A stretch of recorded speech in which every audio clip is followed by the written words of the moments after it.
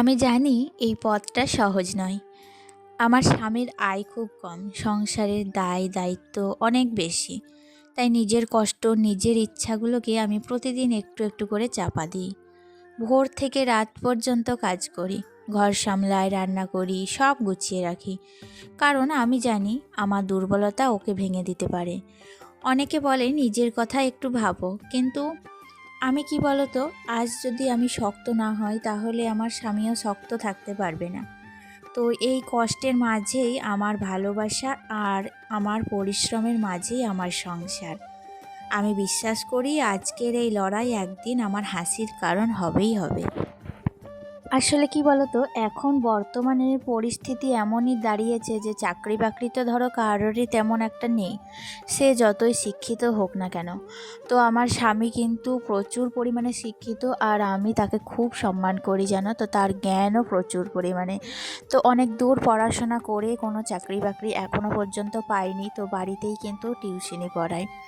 আর কি বলো তো, আমাদের তো জয়েন্ট ফ্যামিলি, তোমরা প্রতিদিনই আমার ব্লগে দেখছো যে প্রতিদিন বাড়িতে অতিথি, আত্মীয় স্বজন, কুটুম কিন্তু লেগেই আছে।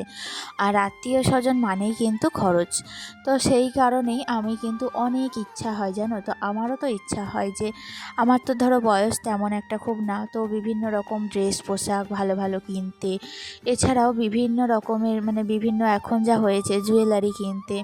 তো সেই সমস্ত ইচ্ছাগুলোকে কিন্তু মনের এক কোণায় আমি ফেলে রেখে দিই। তো সেই সমস্ত ইচ্ছাগুলোকে এখন বাদ দিয়ে আমার মেন লক্ষ্য হচ্ছে আমি যাতে আমার স্বামীর পাশে, আমার একটু সংসারের পাশে দাঁড়াতে পারি। তো সেই কারণে এখন আমি এই যে খুঁজে নিয়েছি তোমাদের ভালোবাসা। তোমরা তোমাদের ভালোবাসা দিয়ে আমাকে ভরিয়ে দিচ্ছ, আর এই অল্প সময়ে এত পরিমাণে তোমরা আমাকে তোমাদের ভালোবাসা দিয়েছো, আশা রাখছি আর বেশ কিছুদিন হলেই আমিও কিন্তু তোমাদের মতনই একজন হয়ে উঠতে পারবো। আর এই পৃথিবীতে, এই সমাজে আমাদের বেঁচে থাকতে হলে সব সময় মাথাটাকে উঁচু করে রাখতে হয়। তো বিশেষ করে মেয়েদের কিন্তু সংসার সামলে তারপর বাইরেটা সামলাতে হয়। তো একদিকে, এই দিকে ঘর সামলানো, ওদিকে বাইরে সামলানো, দুই দিকে কিন্তু সব তালটা সমানভাবে তাল মিলিয়ে আমাদের ব্যালেন্স করে চলতে হয়। তো আমরা কখনোই কিন্তু পরিবারকে বাদ দিতে পারি না। পরিবার কিন্তু সবসময় আমাদের সঙ্গে থাকে, আর এটা কিন্তু একটা মেয়েই পারে ঘর সামলে বাইরে সামলানো। তো সেই কারণে কি বলতো, আমি আমার এই ছোট্ট সংসারে একটু মুখে হাসি ফোটানোর জন্য, আমার কিন্তু স্বামীর পাশে দাঁড়ানোর জন্য আমি দিন রাত পরিশ্রম করে চলেছি। তো যাই হোক, দেখো আমার তো বেশ টুকিটাকি কাজ সারা হয়ে গিয়েছে। আর এই যে গোলাপটা দেখতে পাচ্ছ, এই গোলাপ গাছটা খুব যেন তো অরেঞ্জ কালার, মিষ্টি কালার। তো যাই হোক, অতটাও কিন্তু ফুলটা থোকা না, তবুও দেখতে বেশ খারাপ না, জানো। তো হঠাৎ করেই ফুলের কুঁড়িটা এত সুন্দর ফুটেছে, তাই তোমাদের সাথে শেয়ার করলাম। আর এটা হচ্ছে গাজেনিয়া গাছ, আগেরটা ছিল হলুদ কালারের, আর এটা হচ্ছে লাল কালারের, তো হলুদ বর্ডার। তো গাজেনিয়া ফুলটাও দেখতে বেশ ভালো লাগে। তো যাই হোক, এদিকে দেখো আর একটা গাজেনিয়া ফুটেছে, আর বিভিন্ন কুঁড়ি এসছে, আরও অসংখ্য কুঁড়ি এসেছে। তো তারপরে তো আমি নিচেও চলে এসেছিলাম, আর নিচে এসে বেশ কিছু জামা কাপড় ছিল, জামা কাপড়গুলো ভাঁজ করে নিচ্ছিলাম। তো যেটা বলছিলাম, তো আজকে এই কথাগুলো তোমাদের হঠাৎ করে বলা কারণ কি বলো তো, আমার মানে মনে হচ্ছে বর্তমান পরিস্থিতিতে দাঁড়িয়ে যে আশা রাখছি যে আমি খুব শীঘ্রই তোমাদের খুব তোমাদের মধ্যে দাঁড়িয়ে তোমাদের ভালোবাসায় একজন তোমাদের মতো হয়ে উঠতে পারবো, আর নিজের স্বামীর পাশে দাঁড়াতে পারবো। আসলে আমার স্বামী তো ওই টিউশনি পড়ায়, আর এমনিতে পুজো পার্বণ সমস্তটাই কমপ্লিট করে। তাছাড়াও আমার শ্বশুরমশাই পেনশন পায়, খুব অতি সামান্য। তো আমাদের যা জয়েন্ট ফ্যামিলি হয়, তারপরে ছেলে বড় হচ্ছে, আর বর্তমান পরিস্থিতিতে যা জিনিসপত্রের দুর্মূল্য দাম, জিনিসপাতি, তো প্রত্যেকটা জিনিসে কিন্তু প্রচুর পরিমাণে ব্যয় হচ্ছে। তো সেই কারণে ছেলেকে মানুষ করা, সামনে সবটাই তো বুঝতে পারছো তোমরা, আমার মতো যারা গৃহিণী বর্তমানে পরিস্থিতিতে দাঁড়িয়ে আমাদের মেয়েদের বা আমাদের সংসারের কী রকম পরিস্থিতি তোমরা সবাই বুঝতে পারছো। তোমাদেরকে আর নতুন করে কিছু বোঝাতে আমার হবে না। তো সেই কারণে আমি চাই, আমি আমার প্রত্যেকটা বিপদে, প্রত্যেকটা আপদে আমি স্বামীর পাশে দাঁড়াতে চাই, আমার সংসারের পাশে দাঁড়াতে চাই। তো আমার চাওয়াটা কি ভুল বলো? আমি তো ঠিক মানে একটা প্রত্যেকটা গৃহিণী যেটা মানে প্রত্যেকটা দায়িত্ব কর্তব্য যেভাবে পালন করতে চাই, আমিও তো সেটাই চাইছি। তো আমার এই চাওয়াটা কি ভুল? তো আমি এই যে কাজগুলো করছি অনেকেই খারাপভাবে নেয়, বিশেষ করে পাড়ার বউ মেয়ে বিভিন্ন রকম কথা বলে। তো তাদের কথাই আমি উদ্দেশ্য করে কিন্তু কথাগুলো বলছি। আসলে অনেকে ভাবে যে সবসময় যে কাজটা করবে সেটাই কি তোমাদের ক্যামেরা অন করে করতে হবে? আসলে সেটা না। আমি চাই আমার মানে সারা দিনের আমি কি করছি না করছি সেটাই তোমাদের সাথে শেয়ার করতে। একটা ছোট কাজ করলেও সেটা তোমাদের সাথে শেয়ার করতে চাই। আবার এমনকি একটা বড় কাজও যদি করি সেটাও কিন্তু আমি তোমাদের সাথে শেয়ার করতে চাই। তো সেই কারণেই আর এটা করতে আমার বেশ ভালো লাগে জানো। একদম মন থেকে ভালোবেসে কিন্তু আমি কাজটা করি।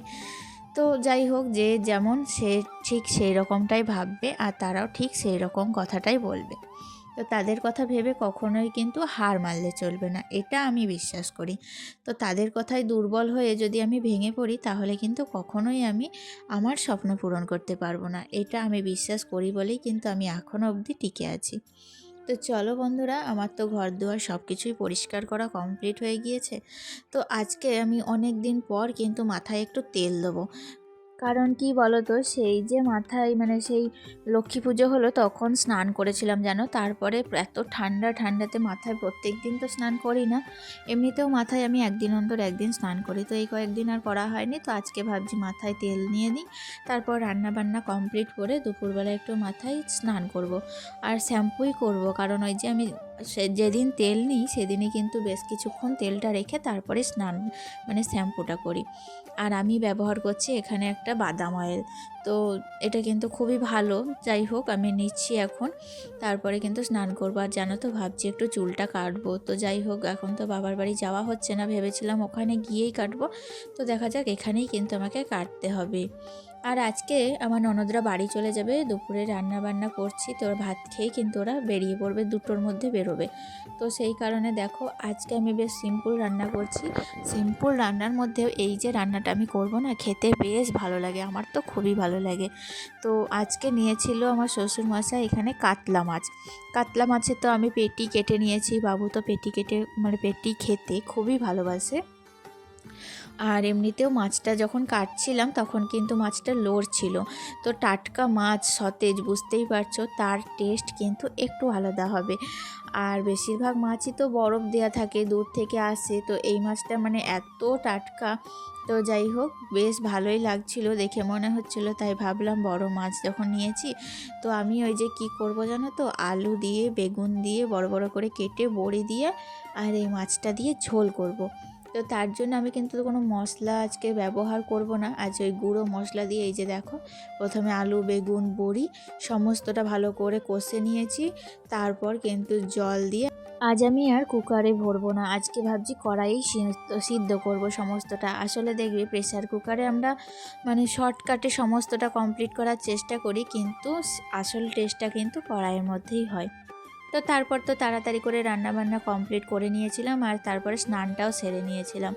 যেহেতু মাথায় স্নান করলাম তাই আজকে একটু তাড়াতাড়ি স্নানটা সেরে নিয়েছিলাম, কারণ দেরি করলে আবার চুল শুকোতে অনেকটা দেরি হবে। আর শ্যাম্পু করেছিলাম, তারপরে কিন্তু একটু চুলটা না আঁচড়ে চুলে সিরাম লাগিয়ে নিলাম।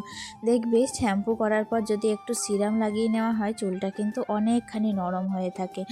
তো তারপরে কিন্তু রোদের মধ্যে চুলটা শুকিয়ে নিয়েছিলাম। আর তারপরে দিদিদের বিদায় দিয়ে খাওয়া দাওয়া কমপ্লিট করে ছেলেকে নিয়ে গিয়েছিলাম টিউশনি।